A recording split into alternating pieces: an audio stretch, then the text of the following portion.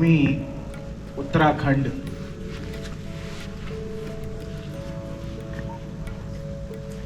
मुख्य द्वार ऋषिकेश हरिद्वार से प्रभु को अपना प्रणाम, प्रथम प्रणाम देते हुए सभी जो यहाँ उपस्थित अनेकों भावों में और अनेकों रूपों में आसपास उपस्थित भाई बहन हैं, यहाँ भी उपस्थित सभी जन जितने विराजमान हैं, आइए देवभूमि का कोई और संकल्प नहीं रहा है। भूमि से जुड़ा लेकिन देवत्व को प्राप्त, ऐसी अवस्था वाले जिन्हें भूमि से भावों के निर्माण से तैयार किया जाए, उन आदर्शों को साथ लेकर बढ़ने की एक गरिमा है इस भूमि की। और मैं देवभूमि उत्तराखंड का ही, मेरी जड़ें हैं यहीं अल्मोड़ा उत्तराखंड में, हमारी परिवार की जो आदर्श भूमि रही है, और सोमेश्वर हमारा वो इलाका, वो एरिया रहा जहाँ से बुजुर्गों ने, बड़ों ने इस आदर्श को आगे लेकर ये जीवन जिया। तो श्री रामचरितमानस जी की अनुपम मूल्यवान कथा जो संत तुलसीदास जी अपने भाव में प्रभु के प्रेरणा से कह गए, तो आज उसका आनंद रस प्रथम सोपान करते हैं। विचारमाला श्रृंखला 2 का श्री रामचरितमानस जी को ये अपनी श्रद्धा भेंट करते हुए एकत्व फाउंडेशन ने आज सहसे ये कार्यक्रम अचानक ही बना और मुझे भी यहाँ पहुँचने का अवसर प्रभु ने दे दिया। तो सभी इसमें एक बार बालकांड का प्रथम सोपान, भवानी शंकरो वंदे श्रद्धा विश्वास रूपिण याभ्यां विना न पश्यन्ति सिद्धः स्वान्तः समीश्वरम्। श्रद्धा और विश्वास के इस स्वरूप को वंदन के साथ, जिन्हें सिद्ध किए बगैर और अंतःकरण की स्थिति की बात की जा रही है, तो कह रहे हैं बिना अंतःकरण में स्थित, इसके अंतःकरण में स्थित ईश्वर को बोध नहीं किया जा सकता। देखने की बात तो कुछ शब्द पश्य की जब बात आती है तो देखना लगता है कि संस्कृत में पश्य यहां कहा जा रहा है, लेकिन संतों की वाणी बड़ी गूढ़ होती है। आकार आकार को देखता है और निराकार ही निराकार को पकड़ता है। तो जो आकार दृष्टि रखते हैं उन्हें आकार से ऊपर जाने की संभावना नहीं बनती है, क्योंकि आकार आकार को देखता है। और निराकार को प्राप्त होने के लिए स्वयं निराकार स्थित होने की जरूरत है। और वो स्थित होना कहीं बाहर से नहीं होना है, वो पहले ही विद्यमान है।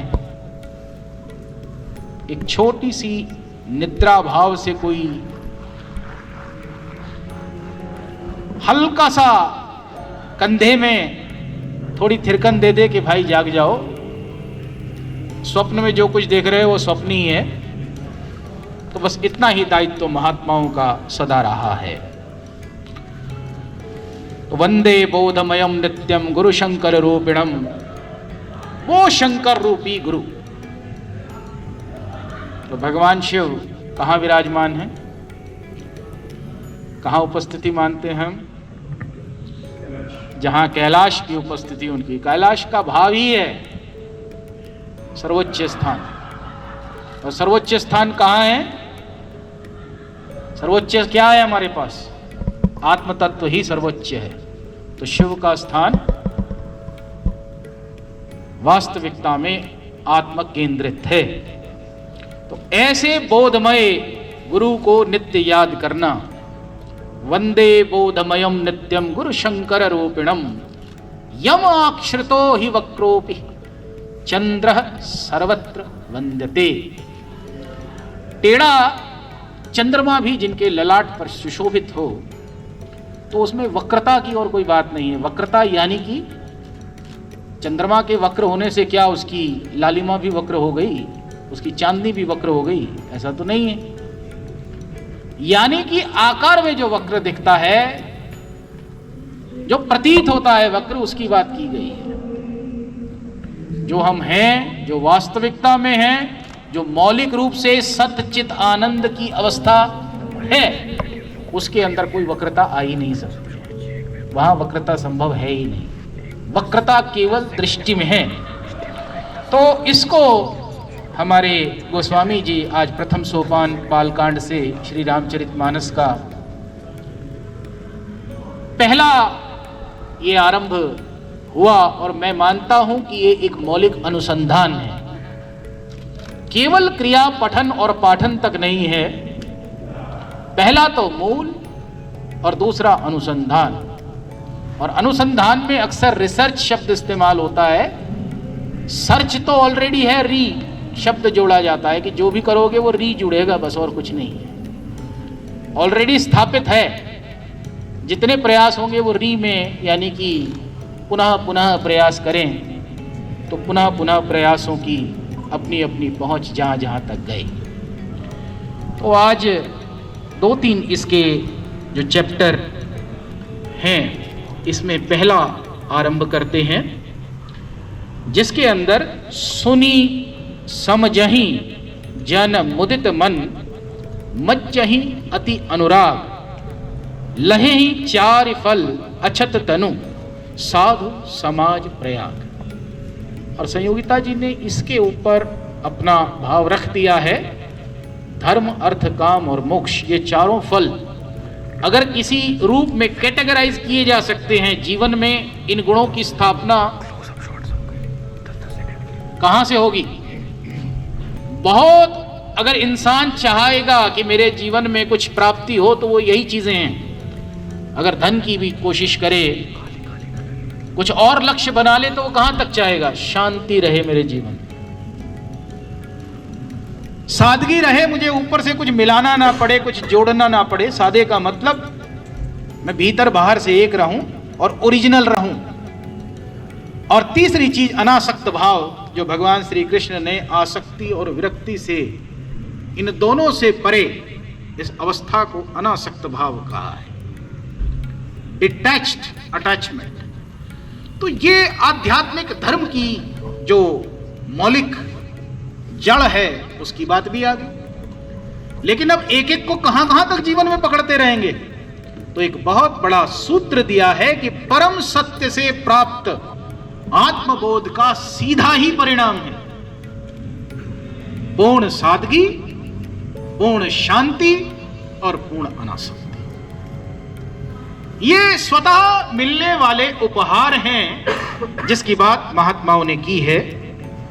तो आज इन्हीं के ऊपर सोपान में हम आगे बढ़ते हैं और जिन गुणों की बात महात्माओं ने की है, इसे एक बार ध्यान से देखें। भनीति मोरी सब गुण रहित विश्व विदित गुण एक, सो विचारी सुनहि सुमति जिनके विमल विवेक। मेरी रचना सभी गुणों से रहित है। जितने भी गुणों में आप बांट सकते हैं। त्वम गुण त्रयातीतः। अगर कालों की बात करें तो आप 3 काल में बांट सकते हैं, तो 3 काल की भी बात कह के कह रहे हैं त्वम काल त्रयातीतः। और अगर देह की भी बात करें, astral body, physical body, conscious body, तो उसके लिए भी कह दिया त्वम देह त्रयातीतः। तीनों से आप परे हैं। तो इसके लिए ये कैसे प्राप्त हो? सो विचारी सुनहि सुमति जिनके विमल विवेक। चूंकि मेरी रचना सभी गुणों से रहित है, इसमें बस जग प्रसिद्धित्व बस एक ही गुण है, और उसे विचार कर सीधा सीधा कहा कि ऐसी बुद्धि रखने वाले जिनके निर्मल ज्ञान का मतलब है नॉन पॉल्यूटेड अंडरस्टैंडिंग, कहीं से कुछ प्राप्त किया अर्जित ज्ञान नहीं, बोध की बात कर रहे हैं। बिकॉज आप यहां ध्यान से देखें, दुनिया में जितना कुछ भी इकट्ठा किया जा रहा है विज्ञान के द्वारा, मैं एक छोटा सा विज्ञान का छात्र हूं, तो मेरी जब डॉक्टरेट नैनो साइंसेस में रही तो सूक्ष्म से सूक्ष्म की तरफ कैसे बढ़ा जाए, इसी को प्रगति माना जाता है। मिनिएचराइजेशन, आप अपने सर्किट को छोटा कीजिए, सिस्टम्स को छोटा कीजिए, कंपैक्ट कीजिए, तो बहुत सारी चीजों से वो बच जाएंगे जिनको हम आकार करके कोई बहुत बड़े बड़े रूप और प्रारूप दे दिए। तो वो डेटा है हमारा, लेकिन वो डेटा इंफॉर्मेशन नहीं होता है। डेटा इकट्ठा करना, बहुत अर्जित ज्ञान ले लेना, वो वास्तविक इंफॉर्मेशन नहीं है। आपको उसको डिसाइफर भी करना है और उसको एसिमुलेट भी करना है, यानी कि उसको उसमें से मूल चीज ग्रहण करनी है। तो information is not equal to knowledge. ज्ञान सूचना से अलग है, खाली सूचित होने से कार्य नहीं होगा। ज्ञान सूचना से अलग है। Information is not equal to knowledge, knowledge is not equal to wisdom. तो जो विवेक की बात है, आज इसी पर बात करेंगे, क्योंकि बालकांड में बहुत बड़ा प्रयोग विवेक शब्द और भाव पर केंद्रित मैंने पाया। तो आज इसी विवेक पर आसपास हम रहते हैं कि किस विवेक की बात की जा रही है। क्या बोध में कोई विवेक अलग से जुड़ता है? और वो बात यहां आ रही है, विवेक ज्ञान से अलग है। ज्ञान नॉलेज है, और नॉलेज वो है जो कि किसी भी मन बुद्धि की सीमाओं में आ सकता है, स्पेस और टाइम कॉन्फ़िगरेशंस में आ सकता है। वो सब कुछ ज्ञान कहलाता है, लेकिन उसमें ज्ञान से विवेक अलग है। Wisdom is different from knowledge, और बोध विवेक से भी अलग है। Realisation is different from even wisdom. तो आज देखते हैं किस विवेक की बात की है, और क्या यह विवेक होना बोध से पूर्व शोध का हिस्सा है या बोध के उपरांत शोध का हिस्सा है।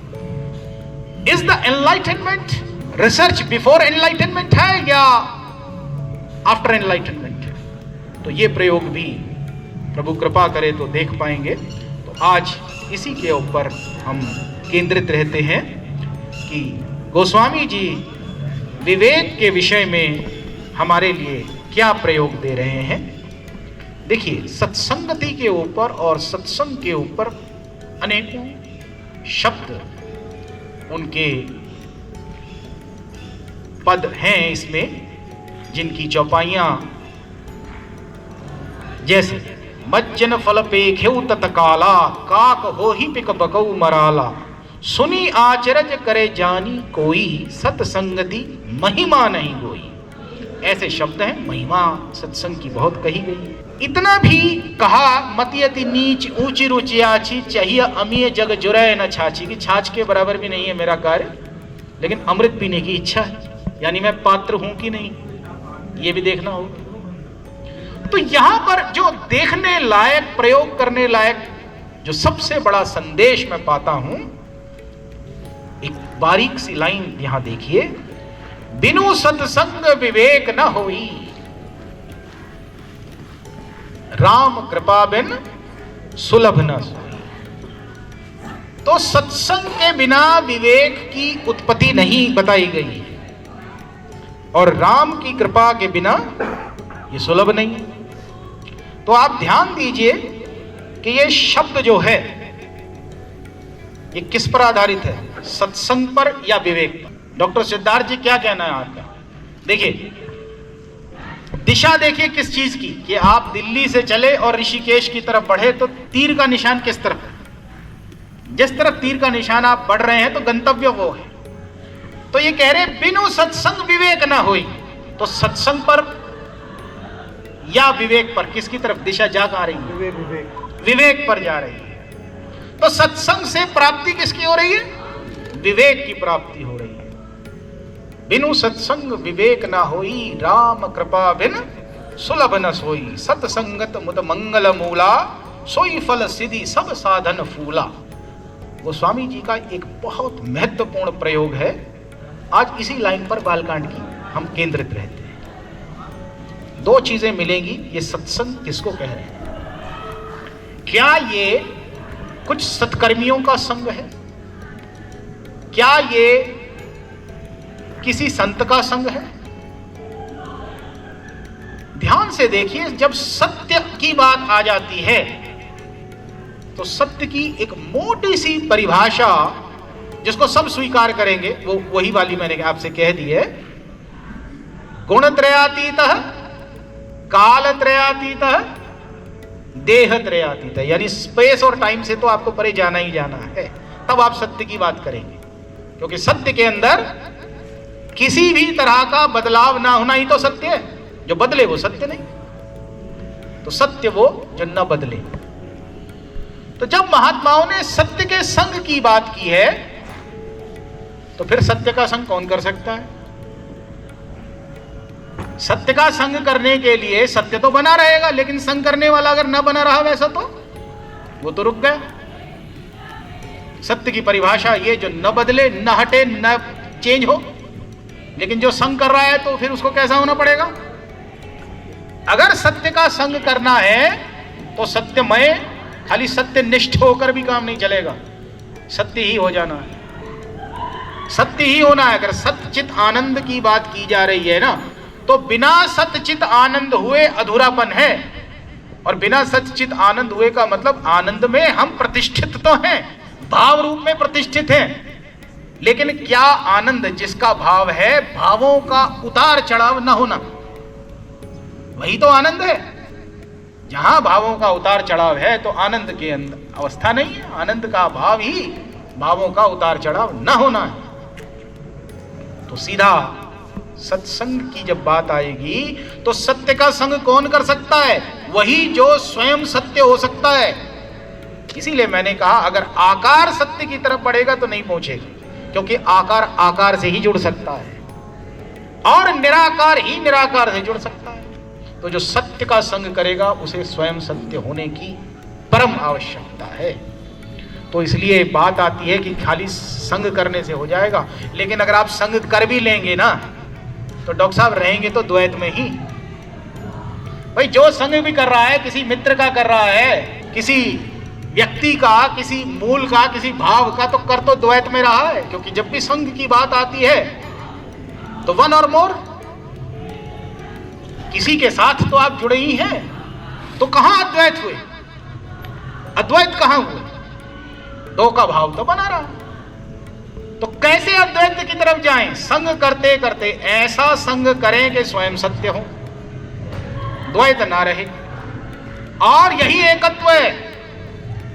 जब मैंने इसीलिए जब ये शब्द लिखते हैं तो एकत्व सत्संग लिखते हैं। मुझे पूछा कि एकत्व सत्संग क्यों कहे? सत्संग तो अपने आप में पर्याप्त है, तो काहे एकत्व की बात है? भाई एकत्व की बात इसलिए है, ऐसा करते करते आप पूर्ण समावेश में आ जाइए। वहां से ध्यान से देखिए, एब्सोल्यूट इंक्लूसिवनेस, न केवल जड़, न केवल चेतन, बल्कि जड़ और चेतन को न केवल विचार करने वाला, बल्कि उस जड़ और चेतन की प्रतीत और अनुभूति करने वाला भी, वो भी शामिल कीजिए। तब जाके एब्सोल्यूट इंक्लूसिवनेस यानी पूर्ण समावेश होगा। आप केवल बूंद और सागर की बात कह के काम नहीं चलेगा। जो बूंद और सागर को देख रहा है वो भी तो अलग है, उसको भी शामिल करें आप। सबको शामिल अगर हो सके और मैं भी शामिल हो सकूं, मैं यानी जो विचारक है वो भी शामिल होना चाहिए, तो बनेगा पूर्ण समावेश। Absolute inclusiveness. तो वो सत्य का संग जो मुझे एकत्व स्थापित कर दे, यानी पूर्ण समावेश करे, मेरा द्वैत खत्म हो और मैं इस विधेय अद्वैत में आ सकूं। That is the significance. यही मूल इसके पीछे जो भाव है वो ये केंद्रित है। तो आज गोस्वामी जी के इस प्रयोग को देखते हैं कि जब उन्होंने बिन सत्संग विवेक न होई की बात की है, तो वो सत्संग के ऊपर जोर नहीं दे रहे हैं, वो जोर दे रहे हैं विवेक के ऊपर। प्राप्ति क्या होनी है सत्संग से? विवेक की प्राप्ति होनी है। और विवेक क्या है, इसको थोड़ा ध्यान से समझे। मैं अक्सर इसको कई उदाहरणों में दिया है, लेकिन एक उदाहरण जो थोड़ा मुझे भाता है ज्यादा, वो मैं कहता हूं। अनेकों बार कहा है, देखिए आपको रोटी तो बनानी आटे की है, मिलेट्स यूज करेंगे, आटा यूज करेंगे, कुछ तो करेंगे ही रोटी बनाने के लिए, भोजन के लिए। अब जब रोटी बनानी है तो उसके साथ में चोकर भी है, उसके साथ में खरपतवार का भी कुछ अंश जब है वो गेहूं के साथ या मिलेट के साथ आता है। बहुत कुछ मिला होता है उसके अंदर। अब पहली चीज तो उसकी फिल्ट्रेशन है, उसकी शुद्धि है कि पहले तो आप उसको अलग करें, कंपोनेंट्स अलग अलग कर दें उनके, ये पहली जरूरत है। तो जैसे ही आपने मूल जिसकी जरूरत थी और जो साथ में जुड़ा था आप नहीं रोक पाए, लेकिन वो साथ साथ बने रहे, उनकी फिल्ट्रेशन, ये ज्ञान कहलाता है। नॉलेज, नॉलेज क्या है? जो दो चीजों के बीच में फर्क कर सके, वही ज्ञान है। भाई रिजॉल्व करते हैं कोई दो चीजें आपस में, रेजोल्यूशन किसे कहा जाता है? बहुत नजदीक से हैं लेकिन आप दोनों चीजों को देख पाए कहां स्पाइक बनी। हम रिजॉल्व की बात करते हैं, अब ये रिजॉल्व हो गया, अब हमने इसको बहुत ध्यान से देख पाए। एक ही देख पा रहे थे लेकिन अब हमने दोनों वेव से नजदीक से इसको रिजॉल्व किया, अब ये ठीक से देखा गया। तो इसलिए जब दो कंपोनेंट की बात आती है या दो या उससे ज्यादा, तो उनको अलग कर देना ज्ञान है, यानी आप शुद्ध पे पहुंच सकें। ज्ञान क्या करता है? हमारी अशुद्धता को दूर करता है, शुद्ध की ओर ले जाता है। तो अशुद्धता दूर करना, फिल्टर करना, यही ज्ञान है। लेकिन अब साफ गेहूं और खरपतवार आपने अलग अलग तो कर दी, तो छन्नी का ही तो काम है ये। छन्नी ने अपना कार्य कर दिया, तो क्या मिला आपको? आपको पहले गेहूं मिल गया, फिर इसके बाद आपने आटा बना दिया, मगर अब भी उसके अंदर कुछ और मिलावट सी फिर भी हो जाती है ना करते हुए। तो फिर आप छन्नी का पुनः प्रयोग करते हैं, बारीक वाली छन्नी का। और अब आप क्या करते हैं? पहले अगर सूप का प्रयोग किया तो अब छन्नी का प्रयोग करके आपने आटे को छाना। इससे क्या हुआ? साफ आटा अलग मिला और कूड़ा करकट अलग अलग मिल गया। साफ आटा अलग मिला और कूड़ा करकट अलग मिला। अब ये काम तो ज्ञान ने कर दिया, कंपोनेंट्स अलग कर दिए, साफ आटा अलग कर दिया है और कूड़ा करकट अलग कर दिया है। मगर अब रोटी किसकी बनाते हैं ये भी तो इंपॉर्टेंट है। अब साफ आटे की बनाते हैं कि कूड़ा करकट वाली चीज की को प्रयास कर रहे हैं? What are we doing?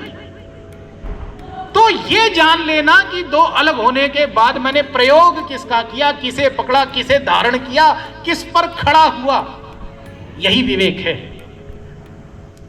Filtration के बाद का चयन, मंथन तो आपने कर दिया, दो को अलग कर दिया, लेकिन मंथन के बाद का आपका चयन क्या है, वही विवेक है। तो मंथन के बाद के चयन को ही विवेक कहा जाता है कि पता तो मुझे लगा कि सिया राम मैं सब जग जानी, सब जग की बात कर दी कि सिया राम मय है, लेकिन आपने जग को तो अलग देखा है और सिया राम को अलग देखा। तो इस जग को ये जानते हुए कि जो जगत की रचना है ये क्यों है, ध्यान से इसको थोड़ा पकड़ते हैं। देखिए अगर कोई स्क्रीन है ना, स्क्रीन कैसे दिखती है? सीधी लाइट पड़ती है उसके ऊपर और हमें क्या दिखाई देते हैं? अक्षर दिखाई देते हैं, इमेजेस दिखाई देती हैं, अल्फाबेट दिखते हैं, कविता काव्य दिखता है। हमें क्या नजर आ रहा होता है? ये देखिए कविता लिखी गई है, ABCD का खा गा गा, इन्हीं अल्फाबेट से कुछ कुछ लिखा जाता है ना। वो होता क्या है? क्या उन अल्फाबेट की अपनी कोई अस्तित्व है? वो जो ए लिखा गया वो और कुछ नहीं है, जो पूरे प्रकाश में ए के बराबर लाइट को मैंने रोक दिया वही दिख रहा है उसके अंदर इमेज। यानी जो ब्लॉकेज की गई है ना, उसके कारण मेरी प्रतीति वहां उस इमेज, उस अक्षर को मुझे ए दिखाती है स्क्रीन पर। यानी जितना आपने पूर्ण में से ब्लॉक किया गया है वही आकृति है, वही फॉर्म है। जितना चराचर जगत में मैं देख रहा हूं, इस पूर्ण समावेश में से जितना मैं घटाना चाहता हूं वही मुझे आकृति दिखती है, वही मुझे कहीं शिष्य दिखता है, कहीं गुरु दिखता है, जो मैं देखना चाहूं वो दिखेगा। इसकी पूर्णता में से जितना आप माइनस करना चाहेंगे ना, उतना उतना माता पिता का रोल ले लीजिए, व्यक्ति का रोल ले लीजिए, इंसान का रोल ले लीजिए, कुछ भी ले लीजिए, वो सब क्या है? पूरे प्रकाश में से जितना आप काटना चाहते हैं उतना काट लेते हैं। ए बराबर काटेंगे, ए के बराबर रोशनी, यानी ए में जितनी रोशनी आ सकती थी उस जगह कोई तो आपने रोका है, तो वो काले अक्षर के रूप में स्क्रीन पर दिखाई दे गया। एग्जैक्टली यही चीज फिल्म में भी होती है। तो जिस भी चीज को हम जितने प्रकाश का अवरोध उत्पन्न करते हैं, बाधा उत्पन्न करते हैं, वही हमें इमेज के रूप में, किसी फॉर्म के रूप में प्रकट हो जाती है। तो चराचर जगत में जितना भी फॉर्म है, जिसको भी हम मानते हैं, किसी प्रतीक रूप में मानते हैं, वो इसकी पूर्णता में जितना भी मैंने कहीं किसी कारणवश, प्रेमवश कहिए, किसी बुद्धि के ऊपर नीचे के कारण कहिए, जहां जहां मैंने अवरोध किया हुआ है ना, उतना उतना ही आकार, उतनी उतनी बनावट, उतनी उतनी चीजें मैंने मान ली है। नहीं उनका अस्तित्व कुछ भी, क्योंकि प्रकाश तो प्रकाश है। प्रकाश में क्या देख लेंगे आप? प्रकाश में क्या ए देखेंगे और क्या बी देखेंगे? प्रकाश तो पूरा स्क्रीन पर एक ही प्रकाश है। तो उसमें से मैं वही लेता हूं जो मैं बाधा कर सकता हूं, जो अवरोध कर सकता हूं। तो सारे संसार में जितनी भी चीजों के ऊपर मेरा ध्यान जाता है, ये वही है जहां मैंने बुद्धि, मन, चित्त, किसी भी कारणवश कोई बाधा उत्पन्न की है या बाधा रखी है या अवरोध स्वीकार किया, उतना उतना फॉर्म मुझे दिखाई देने लगा। तो जहां कहीं किसी फॉर्म पे मैं रुका हूं, कहीं रुका हूं, वो तय कर लीजिए कि कौन सी अवरोध मेरी है, कहां मैं रुका हूं, किस कारणवश मैंने इसकी पूर्णता को पूर्ण समावेश रूप में स्वीकार नहीं किया। चाहे मैं खुद ही को रोक रहा हूं, लेकिन खुद को भी तो रोका। तो पूर्ण कहां से, पूर्ण समावेश कहां से हो पाया? एब्सोल्यूट इंक्लूसिवनेस कहां से हो पाई? एब्सोल्यूट कहां से हो पाया? तो इसलिए ये जो पहला ध्यान गोस्वामी जी का ये प्रयोग है, ध्यान से देखिए, विवेक के ऊपर ये जोर दे रहे हैं, सत्संग पर नहीं। बिनु सत्संग विवेक ना हुई। सत्संग से प्राप्त क्या होगा? फल क्या है? रिजल्टेंट क्या है? विवेक की प्राप्ति होती है। और विवेक क्या है? छनन के बाद का चयन है, फिल्ट्रेशन के बाद की विजडम है कि आप अब साफ आटे की रोटी बनाते हैं कि कूड़ा करकट की बनाते हैं। छन्नी ने तो काम कर दिया, अब आप कर क्या रहे हैं उसमें से? ये करने की सही क्षमता को ही विवेक कहा जाता है। छनन के बाद का चयन, यही विवेक है। तो बस ये जान लिया चराचर जगत मिथ्या, ये तो कह दिया, फिल्ट्रेशन हो गया, लेकिन प्रवृत्ति तो जुड़ती संसार से ही है ना। तो फिर ये विवेक कौन सा हुआ? ये तो विवेक नहीं हुआ, ये तो केवल जानकारी हुई। और जानकारी जो है वो कहीं विवेक थोड़ी है। विवेक तो ज्ञान से भी अलग है, जानकारी तो फिर भी पीछे रहती है। तो इसलिए गोस्वामी जी जब विवेक की बात कह रहे हैं, तो इस बालकांड के इस प्रथम सोपान में आज इस विवेक शब्द को पकड़ें कि विवेक क्या है? Wisdom is the ability to choose, to consciously make a choice.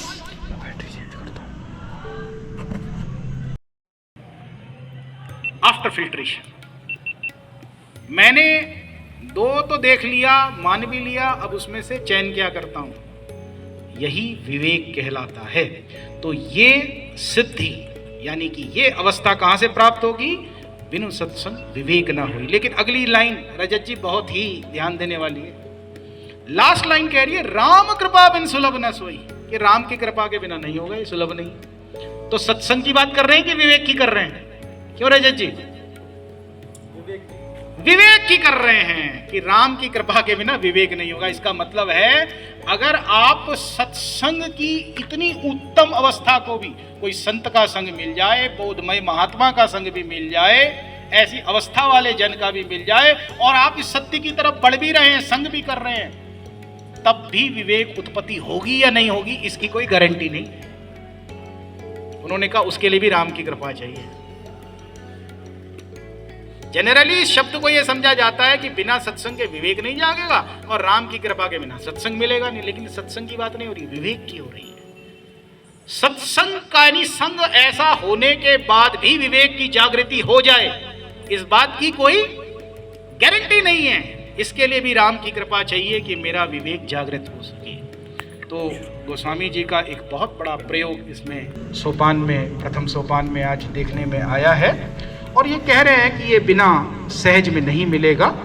वास्तविकता में यही सिद्धि है कि इस विवेक की प्राप्ति हो सके ताकि हम चयन कर सके।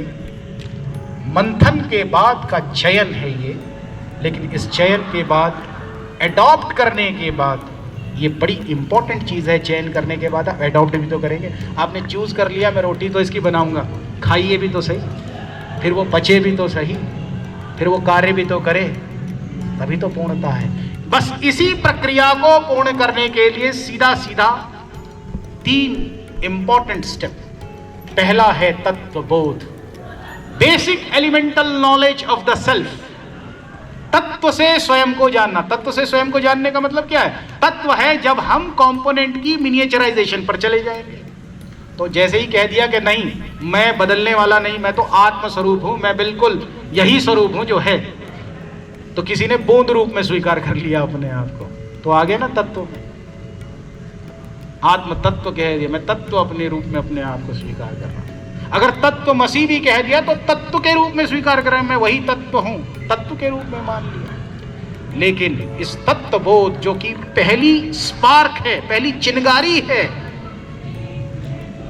इस बोध की पहली जानकारी, और श्रीमद् भगवद गीता में भी यही चीज है, तत्वबोध की बात की गई है। और तत्वबोध के बाद अगली अवस्था ब्रह्मबोध है, which is not equal to, ज्ञान नहीं है ये, ज्ञान इज नॉट इक्वल टू बोध, क्योंकि बोध एनलाइटनमेंट आफ्टर रियलाइजेशन है। रियलाइजेशन हो गया तो आप स्वयं ही एनलाइटन हो गए।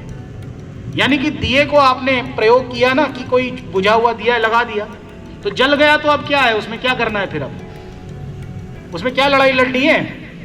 जल गया तो जल गया, बस बात खत्म हो गई। अब तेल बाती तो फिर अब विवाद में रही है तो फिर रही है, जितना मर्जी रहना है। बात प्रकाश की कीजिए, प्रकाशमय हो गया तो किसने पहले जलाया और किसने बाद में कौन जला, लीव इट। आप प्रकाश की लेवल पर रहिए तो कोई फर्क नहीं रहेगा। तो इसीलिए ब्रह्म बोध है, ताकि ब्रह्म अपने आप को स्वयं रिवील करता है उसको, जो प्रेम के कारण इस प्रकार से तत्वबोधी हो जाता है।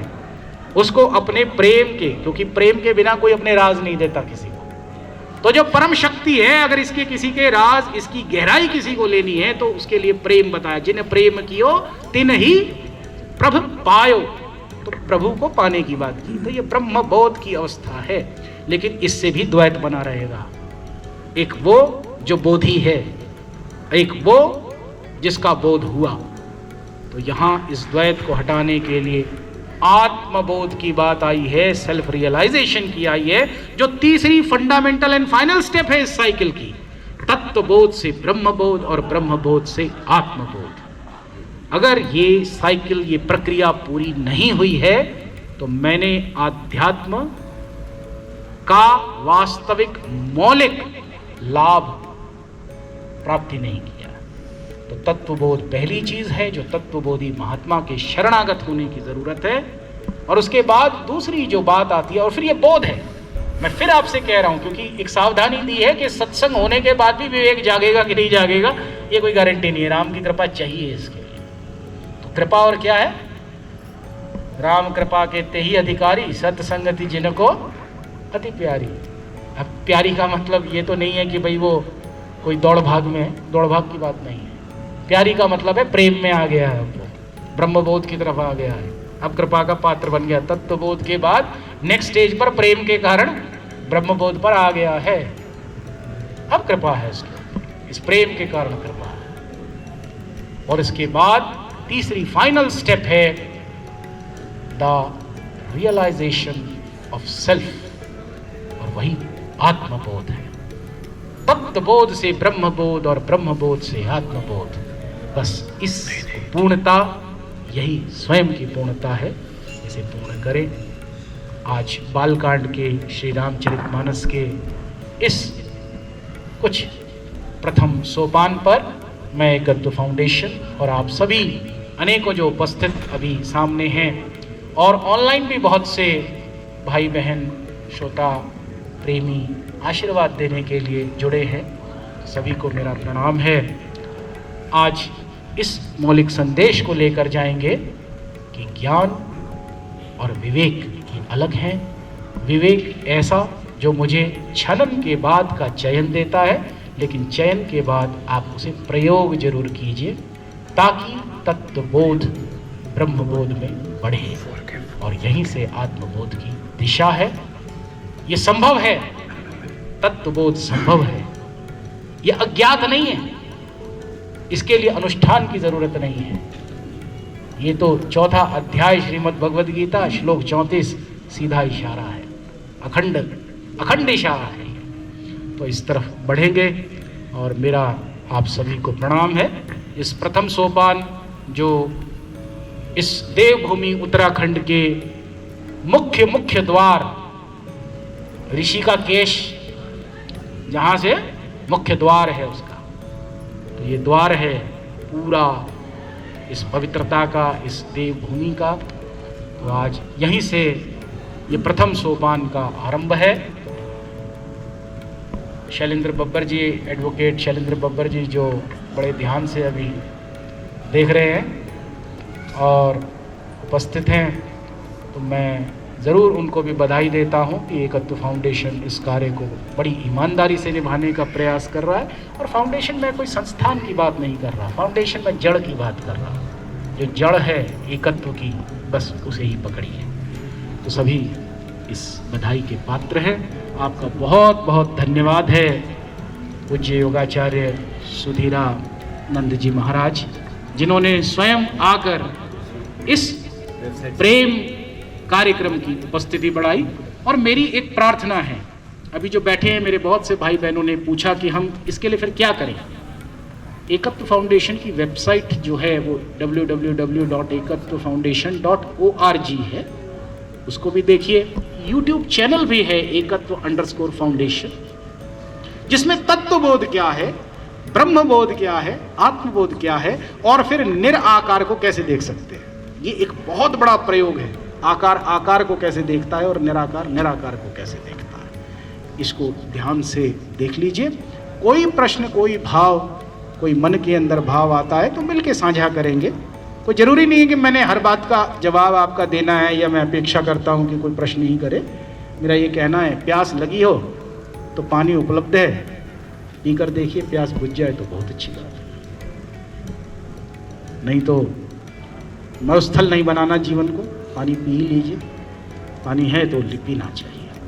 तो सभी का धन्यवाद है। श्री रामचरितमानस के इस प्रथम सोपान अवसर पर प्रभु सबका कल्याण करे।